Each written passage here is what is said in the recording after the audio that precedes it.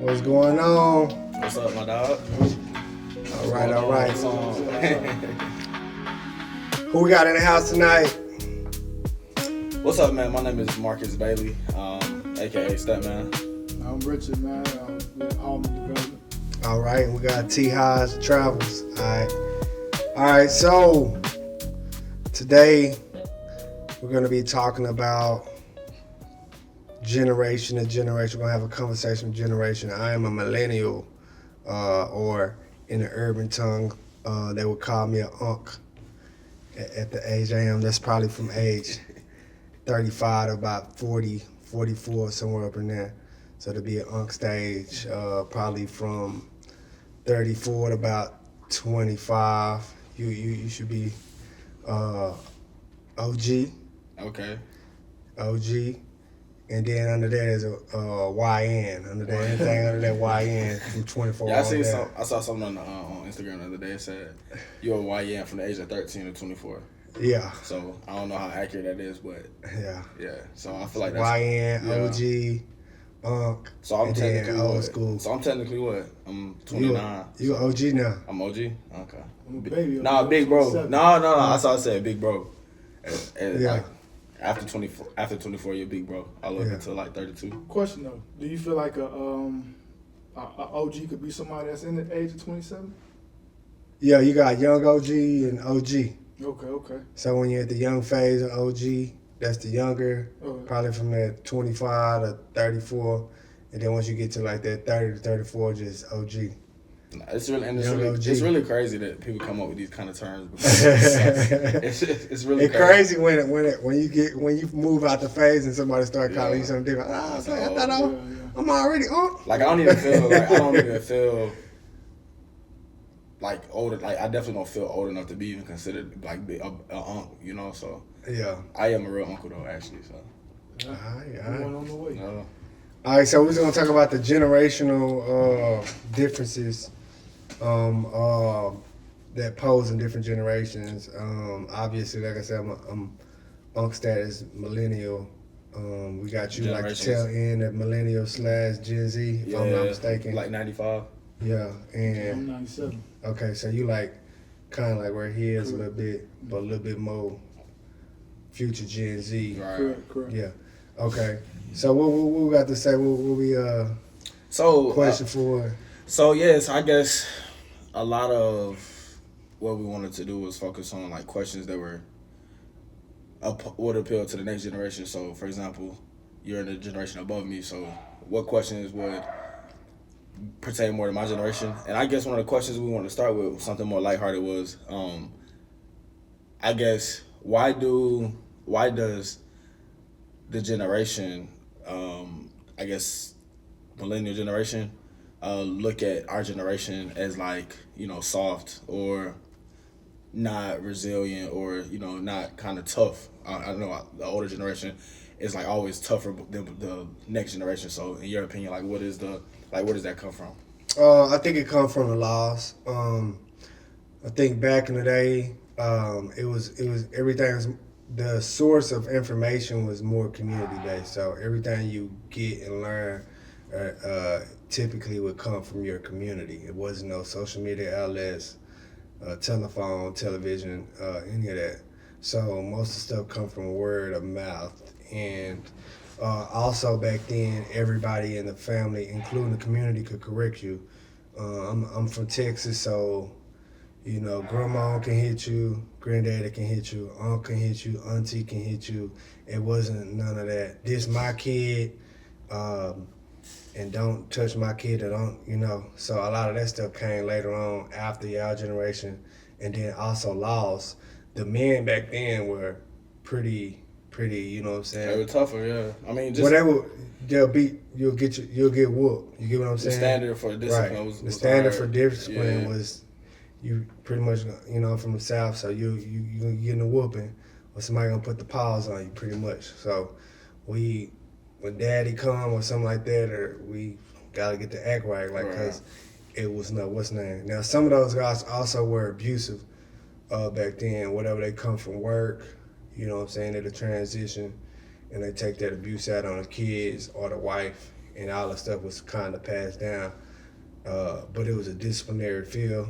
Children stay in one place, grown-ups and adults stay in another place. So let me ask you this: what would you say to the devil's advocate that say, yeah, when you're equating toughness, the level of toughness to discipline and obedience, like not beating your wife and that kind of stuff. Like obviously that was more, I guess like 40, 50 years ago, that was more commonplace.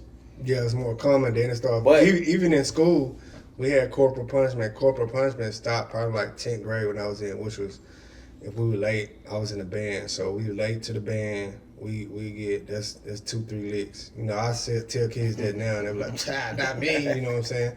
So that's it. Or you late to class? They would have a lockdown. They'd be like, teacher be like, 5, 4, 3, 2, 1, bell ring, shh, boom. They close out the door. This middle school, glue, glue, glue, glue, glue. And everybody get caught in the hall. People scrambling. You just get your little 2 licks with the paddle.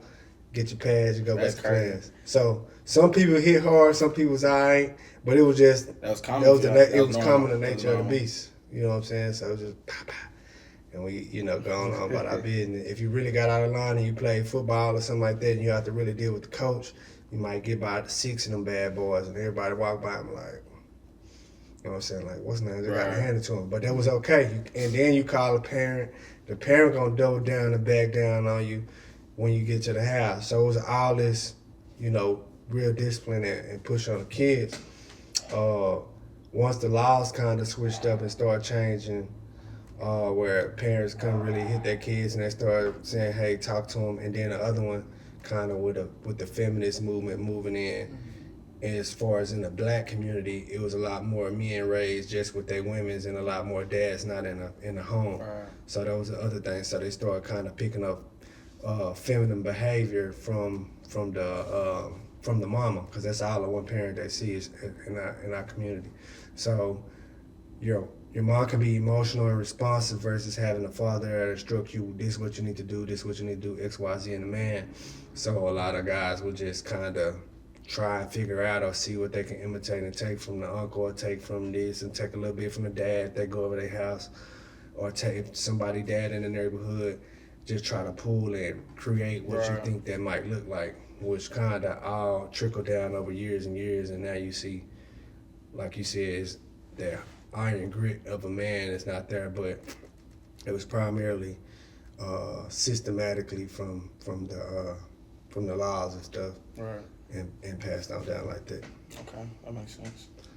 So I guess for me, like we were saying, like some trends though, like I see nail painting or something like that. That's one of the things before I like to criticize. I just wanted to be open minded to it. So y'all want to speak on that? I'll let Richard go first. I mean, like, I would say, like, for me, like, I'm a Gen Z / millennial, but like I have an old soul. So I still, like, you have some of our generation that grew up with those same infrastructures. You have some that, like, for an example, for me, I was raised by a single parent home, but like my mom has 4 brothers. So I kind of leaned on to them when it comes to me kind of becoming a man. So like the earrings, I don't wear. You know what I mean? The most that I got is the tattoos, and all of mine is based off of my faith and belief. So when it comes to like the nail painting, like I'm against it. You know what I mean? Being straightforward, but I don't think that the older generation should judge our generation if that is what they're wanting to do, because you got to take in consideration of like the Jimi Hendrix, the Prince. You have to also be in correlation to what that era was doing as well. So I think the biggest thing is just understanding, and more so and just kind of staying in your lane, because you can't change somebody that don't want to be changed. Right. And everybody's gonna be who they want to be. So I think, at least for me, like, I mean, it don't bother me because I don't put myself around within that mix, but like my kid wouldn't do that. But it's nothing against people that does it. So. Yeah, and I think it's like nuance, because just like we every generation has their things they do different. Like think about the 70s, they wore bell bottoms, right? Tight pants with bell bottoms, and now I guess early 2000s, rap culture, that wasn't the thing that they did. They would have looked back on the 70s era just like the same way.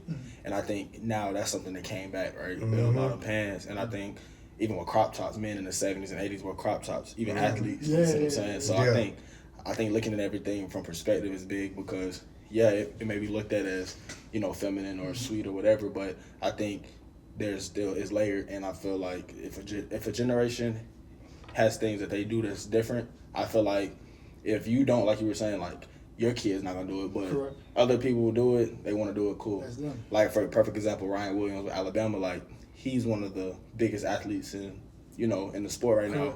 But he paints his nails, and regardless, there are some fans that talk down on him, blah blah blah. But at the end of the day, he's doing what he wants to do. He's living his life, and still able to be successful regardless. And so I think it's all different. I mean, we all have things that we could judge each other on, and so I feel like that's one of the biggest things. Like for me, I wouldn't paint my nails, but if someone wants to do it, I think with our generation, I think the biggest thing that our generation struggle with is ownership and leadership.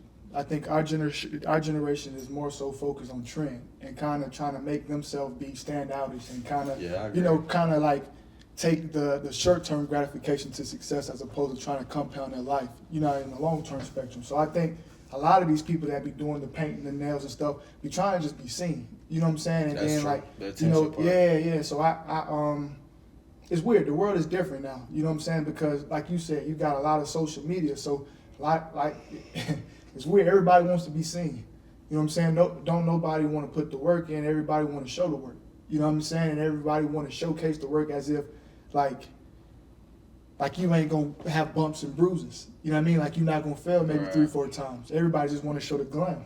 So I think with our generation, I think that's the biggest thing that we struggle on is just being organic and kind of like being the eyeball. I think everybody want to do like just like my example would be with TikTok. You know how like TikTok just banned and you go on social media and everybody is just like they're so distraught that TikTok is banned. And it's like, just imagine if you were so distraught that you didn't hit your goal or you didn't hit your Q1 goal. You know what I'm saying? And he put that focus on it. So I think us as a generation, man, we are controlled amongst ourselves in so many ways that we don't see it because it's kind of embedded into us now. You know what I'm saying? I can see that because I came in when they was testing computers. So on us, we started off with these big old, they didn't call them Macs, they call them Macintosh. Big old computer was called Macintosh, and we was the first one to kind of know how to go through the little back door. I don't remember if people know MS-DOS. I don't even know how we knew MS-DOS. We're talking like first grade for me. That's crazy. And you can go through this little back pathway and play games. And even when we supposed to be in typing class, we transitioned from typewriter to computer. But we used to know how to go through these back doors and play video games. Yep. And so, or we'll be in class and they would just bring us to the computer lab and try this game. We play like Odell Form and stuff like that. And we was just kind of learning all the games. And then we was pushing, we kind of came in when I was in college. That was Facebook first time coming out when I was in college. You couldn't get on Facebook unless you had a college email. I remember that. That's how I got popular, and you had to have your real name. It was authentic because everybody on there was authentic. My generation, we brought all the people in through the technology. Hey, come on, look at this technology. We told the people that was older than us, we told a lot of people that was younger than us, and we started trying to make our little box and club into Facebook. And then maybe I had like Bebo because I had a little brother here. What's it called, Bebo? Yeah, Bebo. Yeah, so and the young people had the little young stuff like, cool like that. So that's when they started coming out with the young stuff. Really, that's where TikTok started. If you remember, it started out with young kids. They wasn't really. It was Musically. I remember. It was Musically, little kids doing that little stuff. And then it came what? Little kids and they moms doing the stuff, right? And then women start using it differently, right? With little kids, they would dance, and then it started, to me, kind of becoming like the women's restroom. They go in there and start gossiping a lot. And then a lot of men and other generations kind of infiltrated the app, and boom, it was like that. But in addition, technology had already been here before y'all got here, right? So when y'all came into technology, the generations before, that was it. It wasn't no technology for hundreds of years. Right. So this is like a, you know what I'm saying,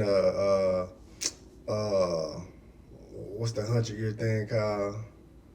Like anniversary or Nah, just like a generational milestone Okay.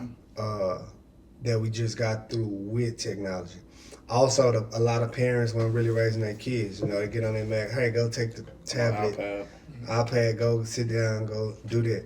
So the algorithm started early as for kind of raising the newer generation. It's harder for them to maintain a long focus, to go into like a deep critical focus. And that's how you can see all the stuff trending. Everything is like fast paced. It's like the apps. The focus is That's that focus critical. becoming faster and smaller. You can see it changing in the music. You can see that changing. Like you saying, Boss Man D-Lo talking about the length of his song. Correct. Yeah. Right. So, you know, it used to be like intro or hook, verse, hook, verse, hook, like 3 hooks and 2 verses.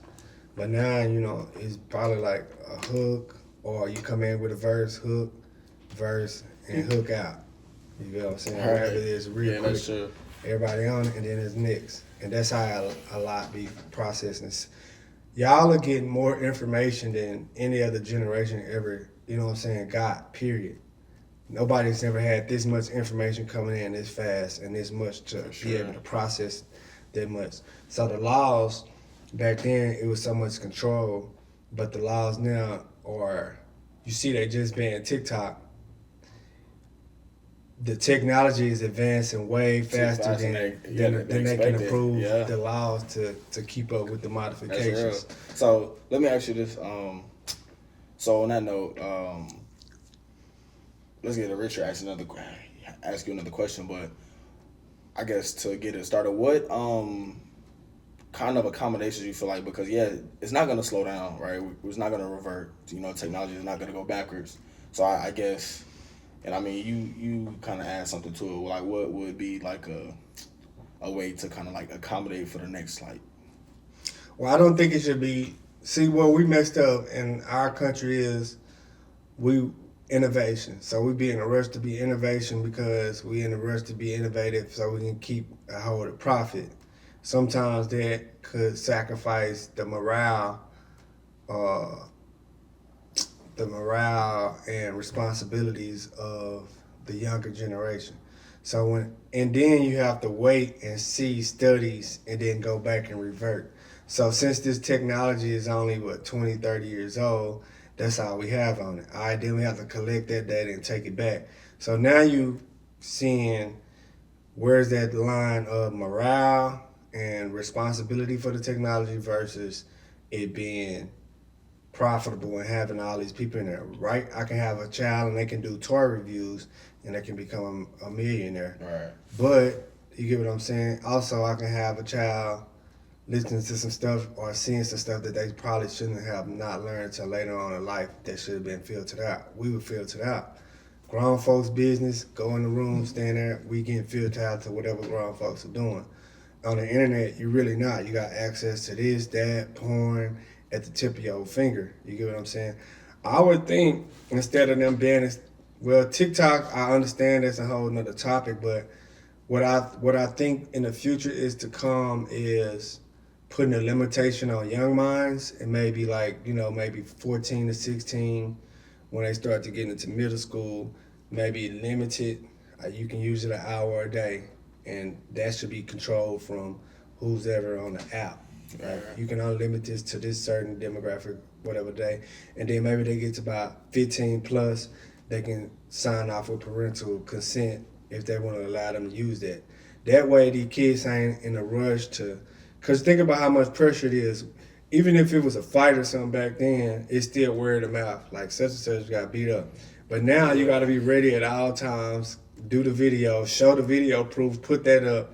It's too much pressure and it's too much outside distraction to be thinking about that, and they don't really monitor that or shut down a lot of that stuff on social media. So I would say something like that should be implemented where it's limited on young minds and do more studies on the development on young minds using that technology and then limited. But then boom, you did all your stuff through, growing up, and then here, now you're at So, like, 15, 16. checkpoints. You're right. We're giving you a little bit more leeway Right. to use technology, but we showed you how to use it, and you weren't just distracted in being algorithm built. I guess you know what I'm saying. As to your train of thought. I think when it comes to like social media, and when it comes to social media and the influence that it has on people, I don't think that it'll change at all. I think the main reason is because you got to look at the bigger picture. So this United States is profit driven. We're all totally based on equity. So if you look at it from a business spectrum, right? If I have videos, whether it's an ad, whether it's music, whether it's porn, whatever what it is, if I can grasp my attention for 5 seconds, right, and I can indulge that person for 5 seconds, now I get to know who that person is. I get to understand that person's age. I get to understand that person's background. Now I know my target audience. Now I know how to focus on them. Now I know how to be able to multiply and make money. So businesses are using technology as a way to make more money on a way greater scheme than like just the platform itself. That's why you have a lot of young people try to get on social media Consumers. to make money fast, because they see the objective. Just the difference is that it's kind of like a crab in a bucket. You following what I'm saying? And the reason I say it's like a crab in a bucket is because everybody is trying to kind of tear somebody down to get on top of each other, but in reality, you ain't going nowhere.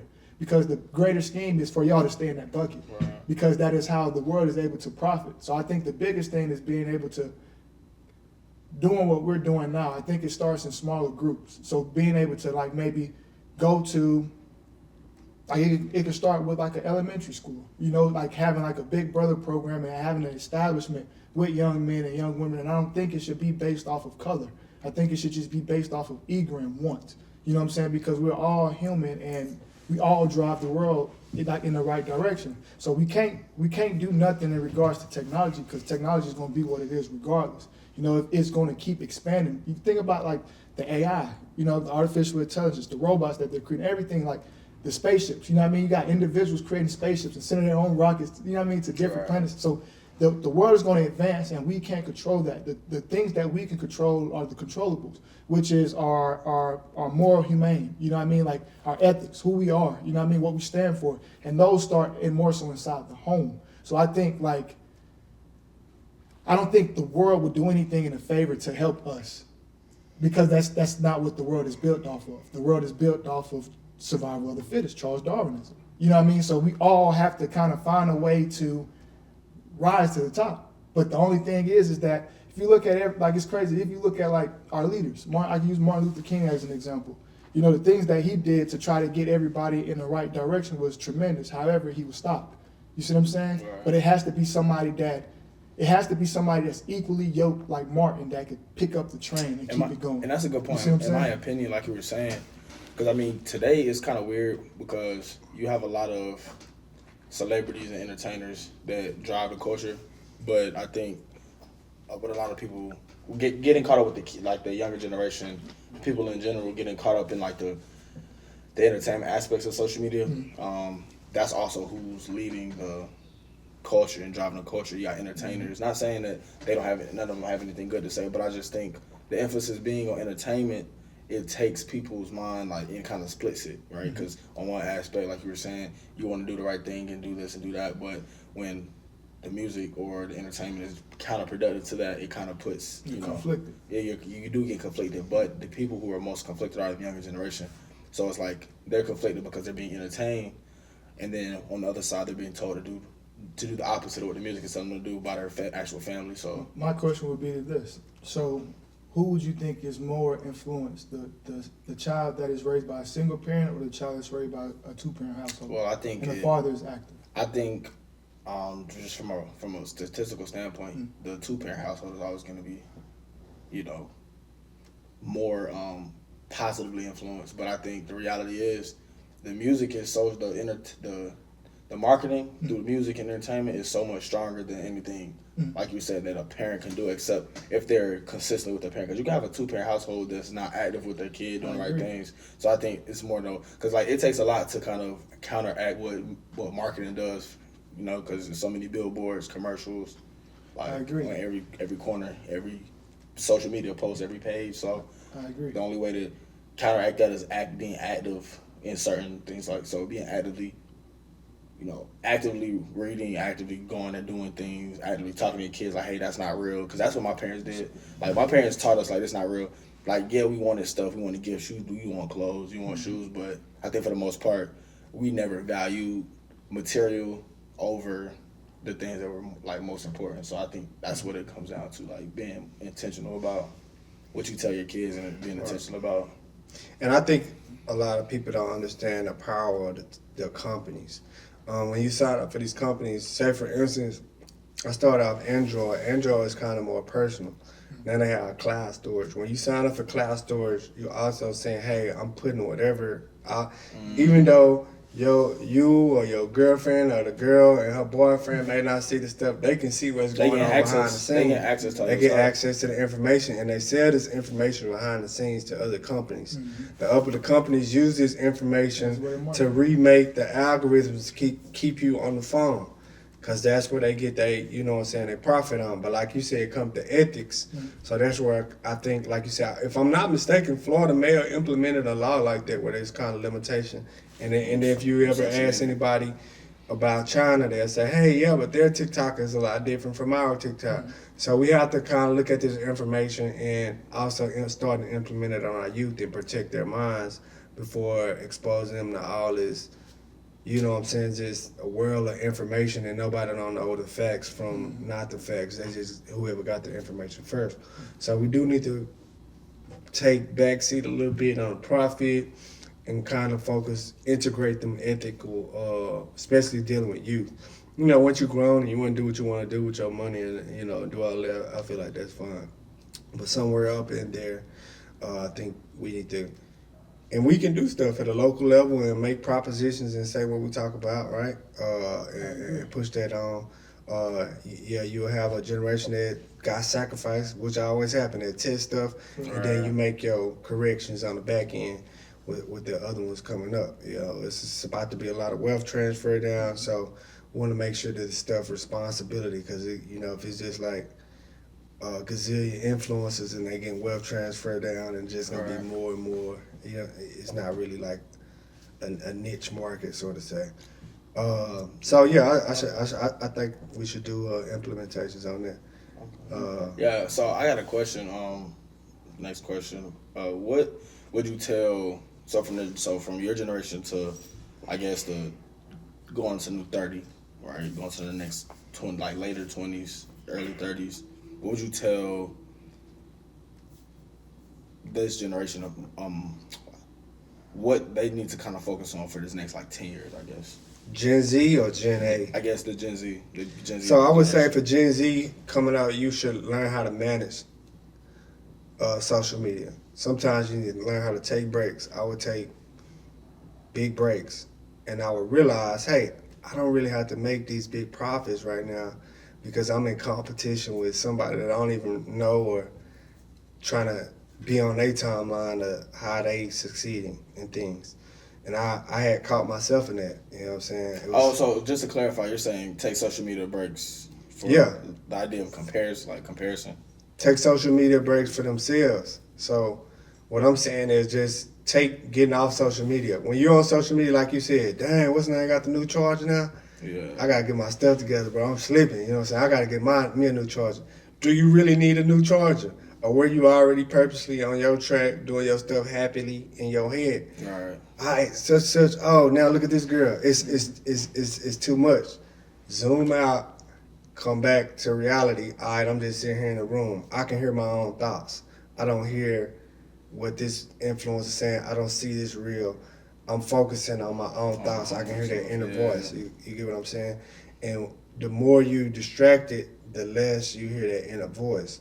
Now, when you are on social media, I would say all right, tailor it to something that's positive. All right, I want to get into real estate, so I'm gonna follow hashtag real estate tips, hashtag real estate. So each time I get on there, I'm gonna see some type of information that's giving me some type of tips to real estate. I'm teaching myself along the way. I can set my platforms on there. If I'm on there and hey, this girl, look at that. That's not really doing nothing for me.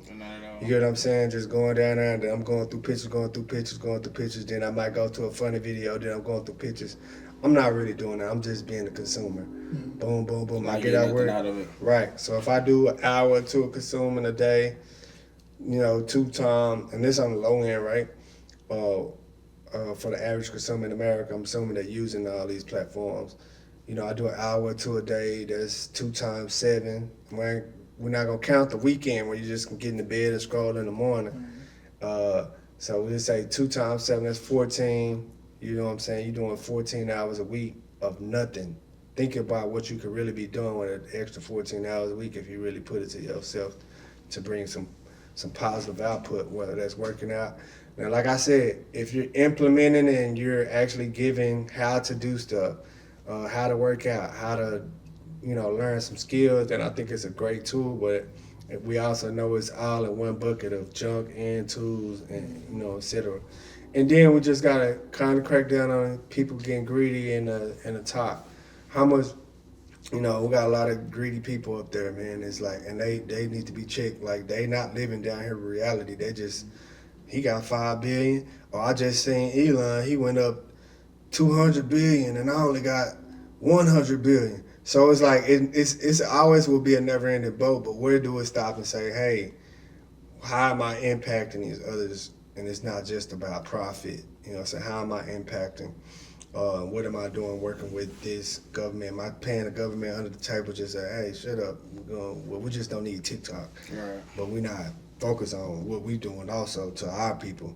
You know what I'm saying? We're not doing anything better. They just took it out because maybe it's a spy.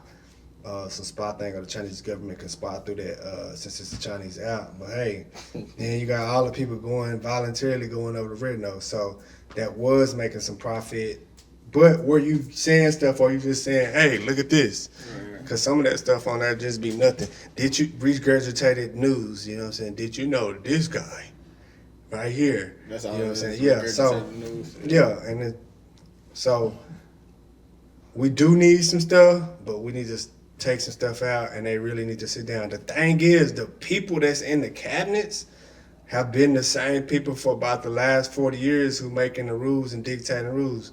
The baby boomers and the silent generation. Trump just got president now, and he's like 78 years old. These people been in office forever. Like, they need to also bring in innovational youth coming in and have a better system to where they moving out. Nobody ain't been able to get in the jobs and say X, Y, Z and bring forth this morale. Bring forth these issues and how to fix them, right. Because they been in the. Yeah, right. So that's what I would say. So I guess we're getting to about the big mark now. We got the last minute wrap up. Anything y'all want to conclude or add about this topic? Yeah, I say, man, for the people that's out there that's trying to find their way and kind of confused with social media and kind of with reality, man, I say, man, if you don't believe in something, man, believe in a higher power. I'm not gonna put religion on you, but believe in something that's bigger than yourself, and then be able to establish a purpose. Because social media is cool and all, man. Like, even if, say, for instance, if you want to just relax and use social media as a way to kind of take your mind off of stressful work, that's perfectly fine, but be intentional, and kind of live your life as a purposeful life, because it's important, because every day matters. Right. It's crazy because my pastor said this the other day. He said, man, every day you wake up, you're getting closer to death. So when you make that type of understanding within yourself, then you know that time is very limited, it's scarce. So you got to be able to choose your time wisely. And I think the biggest thing, man, is, this is the top of the year. We haven't even really broken into Q1. Man, just be intentional and be focused on being a better person. I think the biggest and the two things that establish yourself, man, whether you're a man or woman, I think this goes way more for a man, is discipline and sacrifice. I think you got to tie those things to your heart, and I think you got to be able to lean on them no matter what. The same way you can kind of lean on your friend, you got to lean on to those two as well. So I think as you going on your journey and you focusing on your purpose, you got to be able to know when to be disciplined. You got to also know when to sacrifice, because it's going to come a time of day where you're going to have to sacrifice. You know, even thinking from economics, you know, from microeconomics, your next best alternative. Right. So you got to be able to know like how to live out without something. So I think that is what I will want to conclude it with. So yeah. Yeah, anything. Yeah, I mean, just like you said, just choose your time wisely. I always say lend a help. Be willing to lend a helping hand. That's my biggest takeaway from it, because you never know when you need help yourself. So. All right, that's what it is. Thank y'all for watching. Stay tuned. We're gonna be coming out with more. This is our first rundown, our first show. Thank y'all. We'll see y'all soon.